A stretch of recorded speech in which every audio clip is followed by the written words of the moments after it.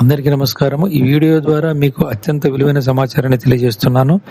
ఈ భూమిపైన అత్యంత విలువైన మరియు విలక్షణమైనటువంటి జాతి మానవ జాతి. మానవ జాతి తప్పకుండా పాటించవలసినటువంటి 4 ధర్మములు కలవు. అవి వ్యక్తిగత ధర్మము, కుటుంబ ధర్మము, సామాజిక ధర్మము మరియు ప్రకృతి ధర్మము. వ్యక్తిగత ధర్మము అనగా ప్రతి మనిషి తగినటువంటి ఆహారము మరియు వ్యాయామము ద్వారా తన ఆరోగ్యాన్ని కాపాడుకునవలను. కుటుంబ ధర్మము అనగా ప్రతి వ్యక్తి తన కుటుంబంలో తన పాత్రను పోషించవలను.